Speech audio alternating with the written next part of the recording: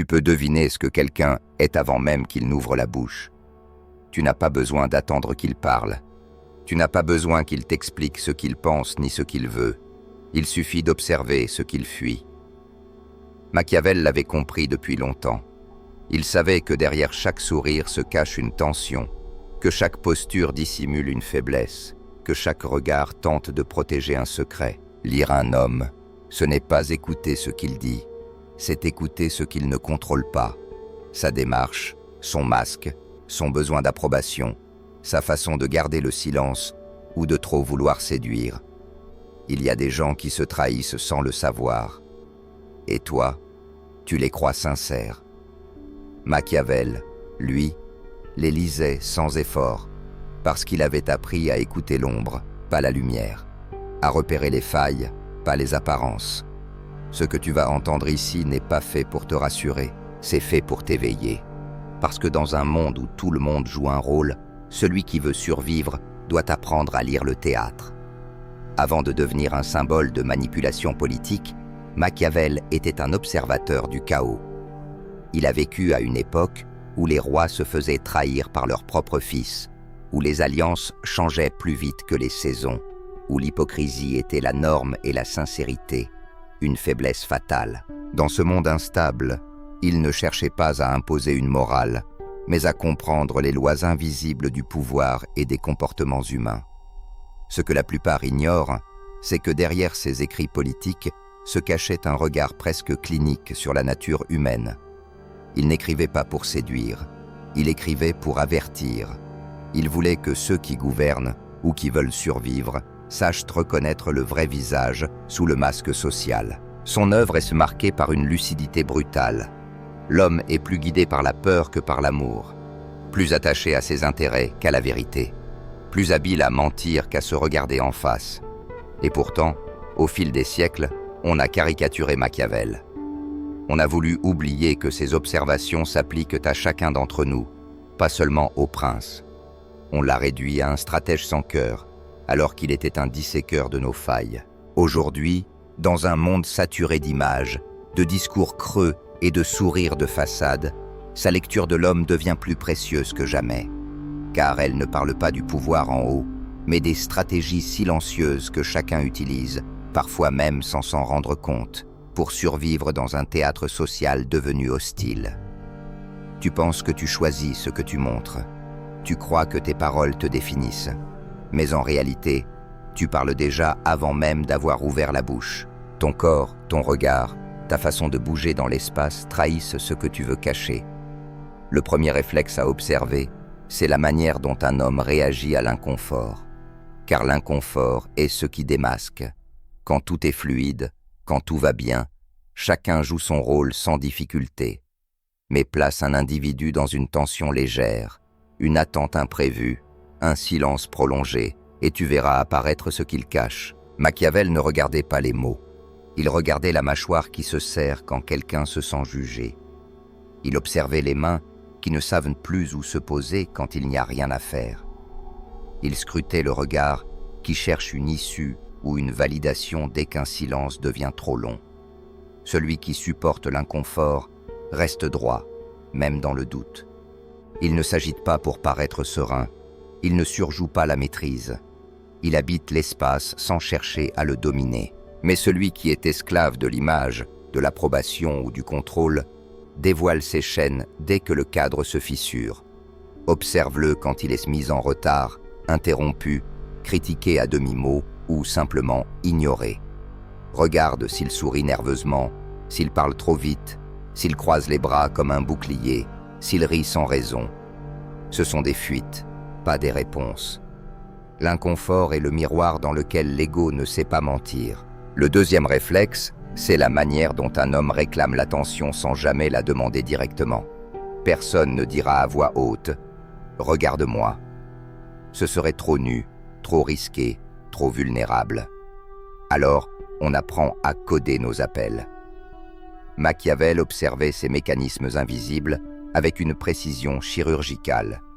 Il savait que l'humain n'a pas seulement besoin d'être vu, il a besoin d'être confirmé. Et cette confirmation, il la cherche en détournant l'attention. en injectant dans la conversation un détail frappant, une anecdote qui force l'admiration, une plainte qui suscite l'intérêt ou un trait d'humour qui recentre la lumière sur lui. Ce n'est jamais frontal, c'est toujours habile, presque inconscient. L'homme qui a besoin d'attention la provoque par contraste, par excès ou par absence. Il rit plus fort que les autres. Il se tait quand il sent que les regards s'éloignent. Il multiplie les gestes pour ne pas disparaître. Mais surtout, il vérifie. Il regarde qui l'écoute, qui le valide, qui le suit. Machiavel appelait cela l'économie de l'ego, un échange constant où chacun paie sa survie sociale avec la monnaie de la mise en scène. Tu veux lire un homme? Ne l'écoute pas quand il parle de lui. Regarde comment il réagit quand on parle des autres. Est-ce qu'il coupe? Est-ce qu'il revient vers lui? Est-ce qu'il rit pour exister? L'attention est une drogue invisible. Beaucoup vivent en sevrage permanent sans le savoir. Le besoin d'attention est une blessure, pas une stratégie, et ceux qui l'utilisent à chaque instant trahissent une faille qu'ils n'osent pas nommer. Machiavel ne regardait pas ce qu'un homme voulait montrer. Il regardait ce qu'il voulait recevoir, mais n'osait pas réclamer. Le troisième réflexe, c'est la distance qu'un homme place ou refuse de placer entre lui et les autres. Ce n'est pas une question de centimètres, c'est une question de territoire intérieur. Machiavel observait avec une acuité rare comment un homme occupe l'espace. Celui qui a besoin de contrôler s'approche trop vite. Il franchit les seuils sans permission. Il impose la familiarité, touche l'épaule, rit fort, appelle par le prénom dès les premières minutes miodi. Il ne cherche pas à créer du lien, il cherche à neutraliser la méfiance. C'est un acte stratégique, souvent inconscient, pour prendre pied dans ton espace psychologique. Inversement, celui qui garde toujours une distance trop froide, trop rigide, trop polie, peut trahir une peur. Peur d'être vu, peur d'être envahi, peur d'être démasqué. La distance n'est jamais neutre. Elle est une déclaration silencieuse. Voilà jusqu'où je te permets d'exister en moi. Machiavel savait lire cela avant même que l'autre ne parle. Il observait la manière de s'asseoir, de se positionner, de croiser ou non les jambes, de garder les mains visibles ou non. Il savait que l'espace révèle le rapport au pouvoir, au contrôle, à l'intimité. L'homme qui n'a rien à cacher se place avec justesse, ni trop loin, ni trop près. Il ne t'envahit pas, mais ne fuit pas non plus. Il respecte ton champ, sans se soumettre au tien. Mais celui qui a un agenda caché, une faille à couvrir ou une peur à dominer, trahit tout cela par sa manière d'exister dans la pièce. Tu veux le lire? Regarde comment il entre. Regarde où il s'installe. Regarde s'il attend qu'on l'invite ou s'il force l'accès. Machiavel ne se fiait jamais aux mots. Il se fiait au territoire. Car la manière dont un homme place son corps est souvent plus révélatrice que ce qu'il prétend penser. Le quatrième réflexe, c'est la peur du vide et du silence. Car le silence n'est pas simplement une absence de mots, c'est un révélateur. Il agit comme un miroir, renvoyant à chacun le son de ses propres pensées, de ses insécurités, de ses fuites internes. Machiavel l'avait compris. L'homme qui comble toujours les silences est un homme qui craint ce qu'il pourrait entendre s'il cessait de parler. Cette peur du vide n'est pas anodine. Elle traduit une angoisse existentielle. L'humain moderne, comme celui du XVIe siècle, supporte mal de se retrouver face à lui-même.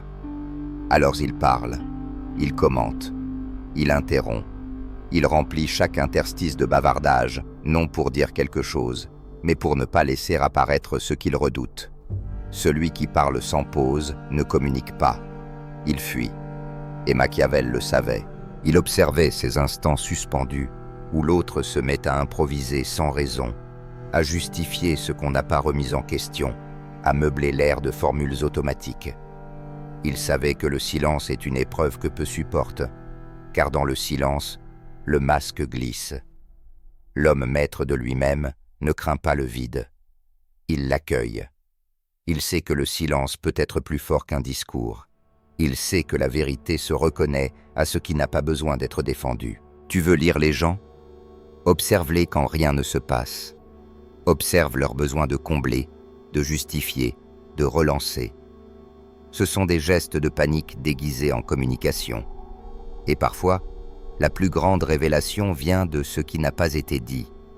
Machiavel savait que l'âme s'agite quand elle n'a plus de scène, et que c'est justement là, dans ce moment nu, que l'homme cesse de jouer et commence à se trahir. Le 5e réflexe, c'est le regard, non pas celui qu'il te donne, mais celui qu'il évite.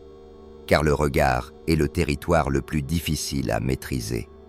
C'est une frontière entre deux consciences, un fil tendu entre ce qu'on est et ce qu'on voudrait cacher. Machiavel savait que le regard ne ment jamais longtemps. Il peut séduire, intimider, fuir, manipuler, mais il finit toujours par trahir une vérité. Celui qui évite le regard trop vite ou qui s'y accroche de manière exagérée montre déjà sa relation au pouvoir, à la honte ou à la domination. Celui qui détourne les yeux ne cache pas toujours un mensonge. Il peut aussi fuir la possibilité d'être vu. Et celui qui fixe sans jamais cligner des yeux ne montre pas de la force, mais une volonté de contrôle, une crainte de perdre l'ascendant. Machiavel observait ces microtensions comme des cartes mentales. Il ne se fiait pas à la parole, mais à la chorégraphie silencieuse des regards. Il savait que le vrai regard n'est pas celui qu'on montre, mais celui qu'on esquive. Regarde un homme qui parle de ses succès. Où vont ses yeux? Regarde-le quand tu l'interromps. Est-ce qu'il revient à toi ou s'il s'enfuit ailleurs? Le regard trahit toujours l'ancrage intérieur. Et ceux qui n'en ont pas vacillent. Tu veux lire un homme? Ne regarde pas seulement ses yeux.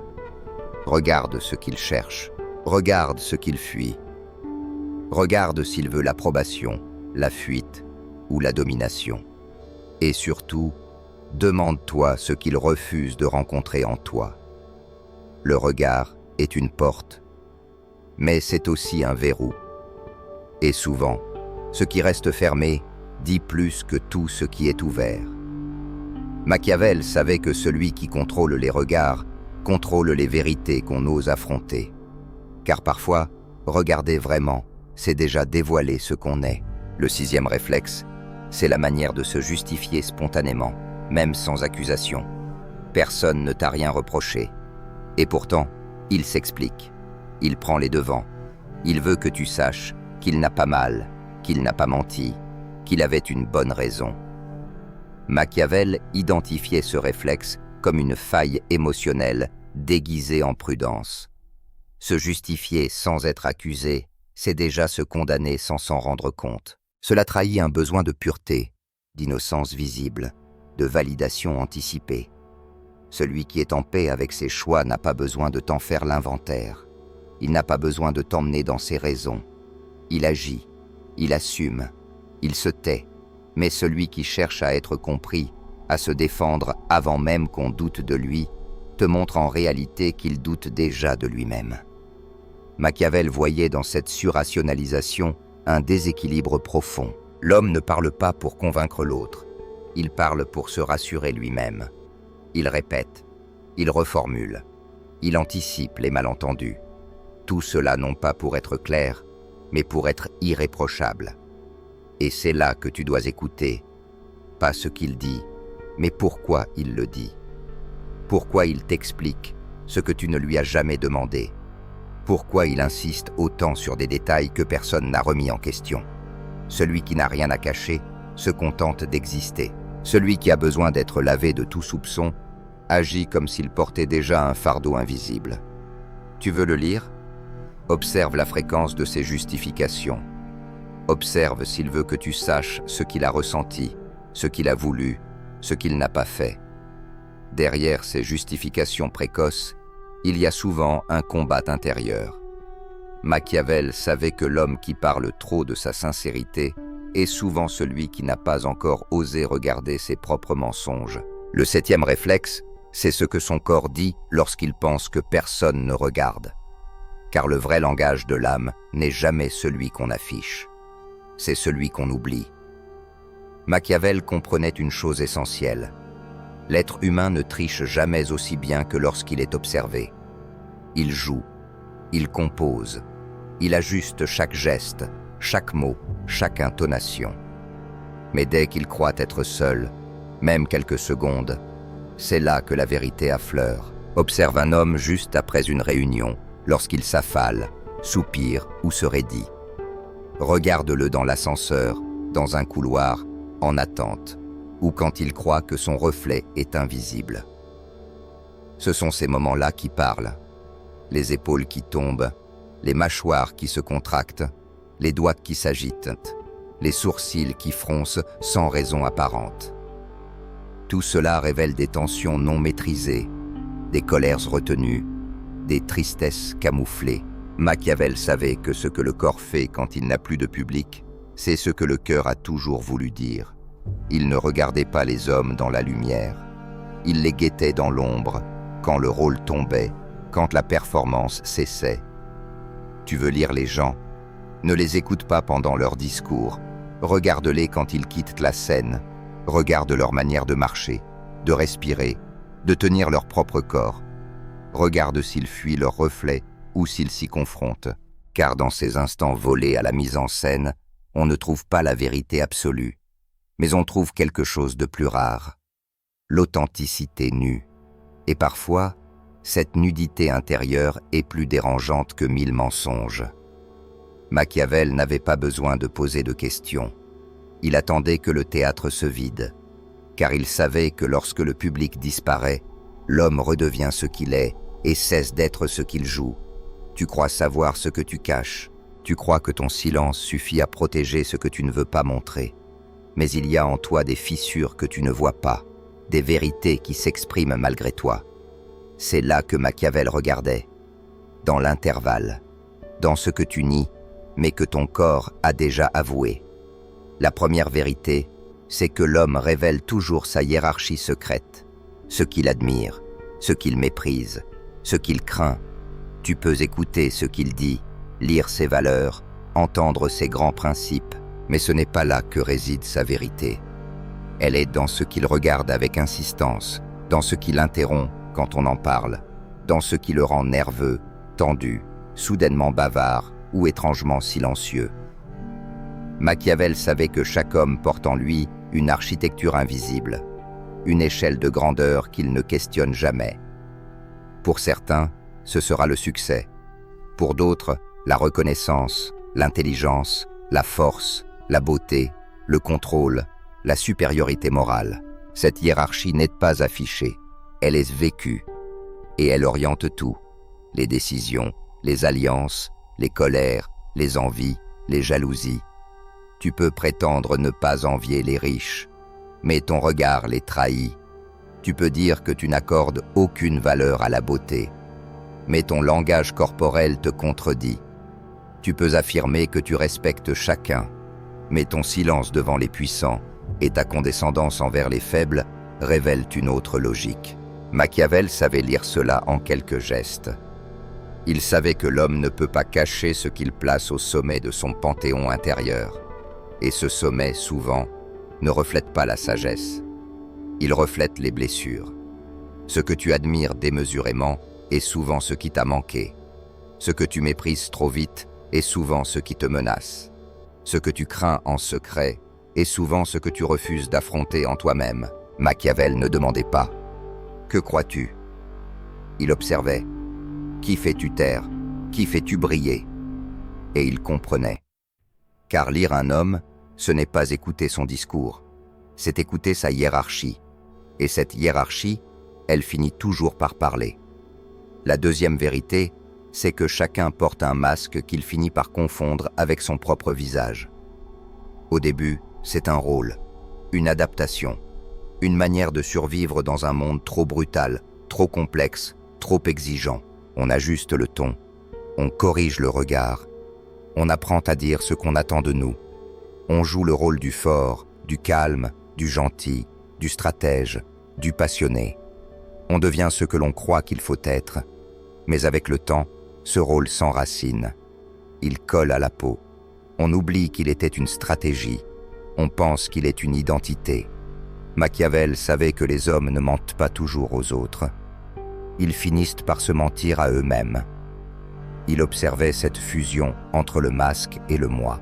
Il voyait ceux qui parlaient de justice, mais ne supportaient pas la contradiction. Ceux qui se disaient humbles, mais réagissaient à la moindre blessure d'ego.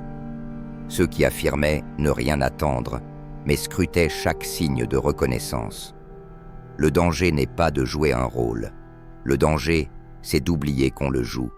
Car à ce moment-là, tu deviens prisonnier d'une image. Tu réagis selon une logique figée. Tu n'évolues plus. Tu protèges. Tu défends. Tu répètes. Machiavel savait que la vraie lecture d'un homme ne se fait pas dans ce qu'il montre avec aisance, mais dans ce qui le met en crise, quand son rôle est ébranlé. Ce n'est pas quand tout va bien qu'on voit le masque. C'est quand il glisse. Quand la fatigue, la tension, la perte ou la trahison viennent fissurer le vernis. C'est là que l'on découvre qui tient vraiment l'intérieur. Et souvent, celui qui semblait fort tombe, parce que ce n'était qu'une armure vide. Tu veux lire les gens?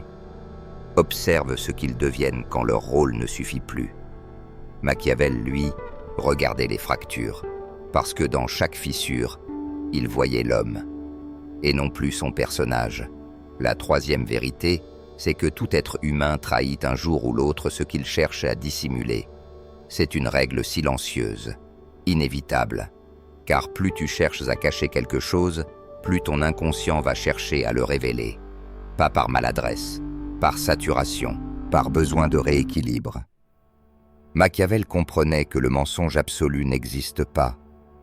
Il y a toujours une brèche, une fuite, une maladresse du réel. Tu veux paraître confiant, mais ton pied tape nerveusement sous la table. Tu veux passer pour détaché, mais tu justifies longuement ton indifférence. Tu veux incarner la droiture, mais ta voix tremble quand tu parles d'un certain épisode. Ces détails, tu ne les maîtrises pas. Mais eux parlent pour toi. Machiavel écoutait ces dissonances. Il ne se laissait pas hypnotiser par le discours. Il attendait la tension, l'incohérence, le trop ou le pas assez. Car ce sont là que les vérités cachées remontent. L'homme peut cacher ses intentions, mais il ne peut pas toujours cacher ses choix mineurs. Un regard déplacé, une préférence soudaine, un oubli révélateur, une contradiction entre ce qu'il dit et ce qu'il vit. Et c'est dans ces écarts minuscules que l'on voit surgir ce que l'autre voulait contenir. L'hypocrite finit toujours par se trahir. Le jaloux, par ironiser. Le dominateur, par imposer. Le dépendant, par supplier sans le dire. Machiavel savait que l'humain est un animal trop complexe pour rester parfaitement cohérent. Et c'est justement cette complexité qui le rend lisible. Tu veux lire un homme? Ne cherche pas la preuve. Cherche la faille. Cherche le moment où le masque se confond mal avec le geste. Le moment où la parole semble trop bien préparée. Le moment où l'attitude ne suit plus le discours. Ce n'est pas une erreur. C'est une vérité qui fait surface malgré lui. Et cette vérité, aussi infime soit-elle, te dit bien plus sur lui que toutes ses déclarations. Machiavel n'attendait pas une confession. Il savait qu'elle viendrait, par inadvertance. La vérité, c'est que l'ego ne cherche pas la vérité. Il cherche la supériorité. Et c'est là que beaucoup se trompent. Ils croient être en quête de sens, de justice, de lumière.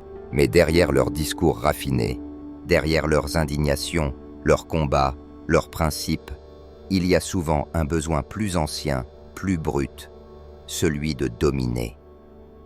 Machiavel l'avait vu très tôt. Il savait que l'ego ne veut pas comprendre. Il veut avoir raison. Il ne veut pas s'élever. Il veut surpasser. Il ne veut pas se transformer. Il veut gagner. Alors, il utilise les mots nobles, vérité, morale, droiture, sagesse, comme des armes pour se hisser au-dessus des autres, pas pour s'en rapprocher. L'ego adore les causes. Il adore les postures. Il adore les discours. Mais il fuit la remise en question. Il fuit ce qui pourrait le faire descendre de son piédestal. Tu veux le vérifier? Observe un homme qui perd une discussion. Est-ce qu'il écoute ou est-ce qu'il contre? Observe celui à qui l'on montre une incohérence. Est-ce qu'il l'accueille ou est-ce qu'il se justifie?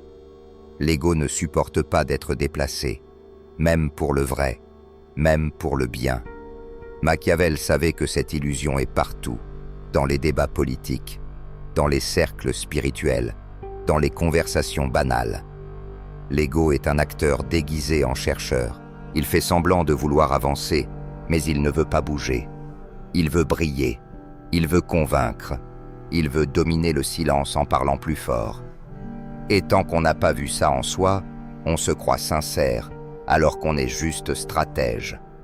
Tu veux lire les gens? Regarde s'ils s'ouvrent quand ils ont tort ou s'ils se ferment. Regarde s'ils acceptent l'inconfort de la vérité ou s'ils se réfugient dans le confort de la position haute. Machiavel, lui, savait que l'ego ne cherche pas à comprendre, il cherche à gagner, même si c'est en perdant tout. Et toi, que cherches-tu vraiment quand tu parles? La vérité ou la victoire? Ce que tu écris, ce que tu dis, ce que tu choisis de montrer, te révélera toujours plus que tu ne crois.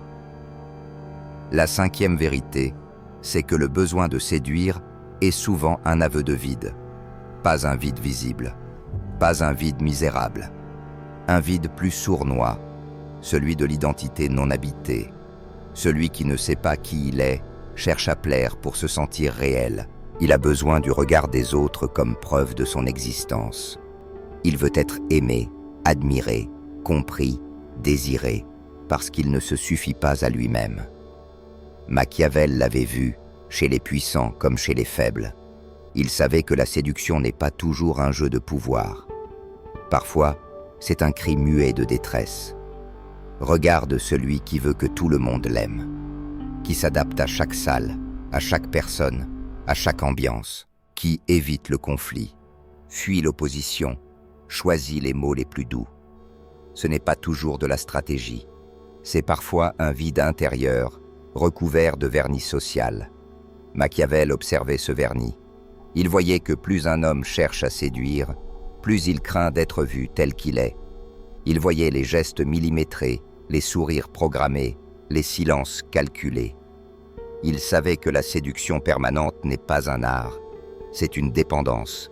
Et cette dépendance, c'est un piège, car à force de vouloir être tout pour tout le monde, on finit par ne plus être rien pour soi. Tu veux lire un homme, regarde ce qu'il fait quand il ne plaît pas. Regarde s'il reste droit quand il est ignoré. Regarde s'il peut être vrai même quand l'autre le rejette. C'est là que se mesure la solidité. Machiavel ne se laissait jamais piéger par le charme. Il cherchait derrière la voix bien placée, le regard brillant, l'attitude contrôlée, car il savait que séduire, ce n'est pas aimer. C'est chercher à remplir un vide. Et quand on cherche à combler, c'est qu'on ne tient pas debout, seul.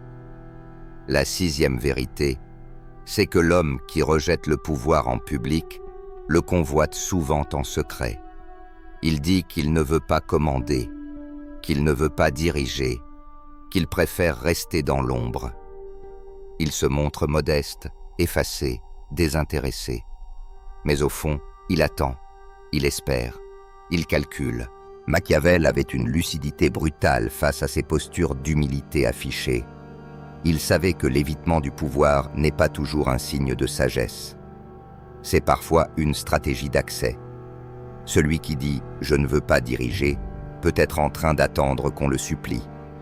Celui qui refuse la responsabilité peut secrètement vouloir les privilèges sans les risques. Et celui qui semble fuir les projecteurs peut vouloir briller sans s'exposer. Machiavel observait cela chez les courtisans, les conseillers, les penseurs. Il avait compris que le rejet apparent du pouvoir est souvent une ruse pour mieux s'en approcher sans en porter le poids. Il voyait ceux qui influençaient sans jamais signer, ceux qui tiraient les ficelles sans jamais se salir, ceux qui imposaient leur volonté sous couvert d'obéissance. Le vrai pouvoir, disait-il, est silencieux. Et ceux qui le cherchent le plus intensément sont souvent ceux qui prétendent s'en détourner. Tu veux lire un homme, regarde ce qu'il fait quand une opportunité se présente. Regarde s'il reste cohérent avec ses refus. Regarde s'il s'efface vraiment ou s'il revient subtilement dès que l'issue le favorise. Machiavel ne se fiait jamais à ceux qui parlent trop d'humilité. Il savait que le pouvoir, même nié, laisse des traces dans le comportement, et parfois, c'est dans les gestes les plus doux, les refus les plus polis, que se cache la volonté la plus affirmée de dominer. Le rejet du pouvoir n'est pas toujours une vertu, c'est parfois un masque, et derrière ce masque, l'ambition attend son heure. La 7e vérité, c'est que chaque homme construit sa propre prison et finit par en défendre les murs. Au début, c'est une protection, un choix de survie. On évite ce qui blesse, on répète ce qui rassure, on se conforme à ce qui fonctionne. Mais à force de répéter les mêmes pensées, de fréquenter les mêmes personnes, de fuir les mêmes émotions, on s'enferme dans un monde réduit. Un monde où tout ce qui dérange est classé comme danger, et tout ce qui apaise devient vérité. Machiavel savait que cette prison n'est pas imposée par l'extérieur. Elle est intériorisée, ritualisée, justifiée. L'homme se raconte qu'il est libre, mais il vit dans un couloir étroit qu'il n'ose plus quitter. Il refuse les débats profonds, les remises en question sincères, les expériences qui pourraient le déstabiliser. Il préfère avoir raison dans sa cellule que de découvrir ce qu'il y a au-delà des murs. Et ce qui est plus tragique encore, c'est qu'il finit par défendre cette prison. Il la nomme principe, conviction, caractère. Il attaque ceux qui pensent autrement. Il méprise ceux qui osent changer. Il transforme ses chaînes en étendards. Machiavel observait ces enfermements silencieux chez les érudits, les religieux, les politiques, les penseurs. Il voyait que plus un homme se croit éclairé, plus il risque de s'enfermer dans la lumière de ses propres certitudes. Tu veux lire quelqu'un? Regarde ce qu'il refuse d'explorer. Regarde les idées qu'il tourne en ridicule, les chemins qu'il balaie d'un revers de main, les vérités qu'il juge trop dangereuses pour être envisagées. C'est là qu'il a bâti ses murs, et c'est là aussi que se trouve la clé de son enfermement. Machiavel savait que la plus grande illusion, c'est de croire qu'on est libre simplement parce qu'on a choisi ses chaînes. Comprendre ne suffit pas. Observer ne suffit pas. Si tu veux voir comme Machiavel, tu dois changer ta manière d'être présent au monde, car la clarté ne vient pas par accumulation de savoir, mais par dépouillement. Ce que tu viens d'entendre ici n'est pas une méthode. C'est un miroir, et ce miroir ne ment pas.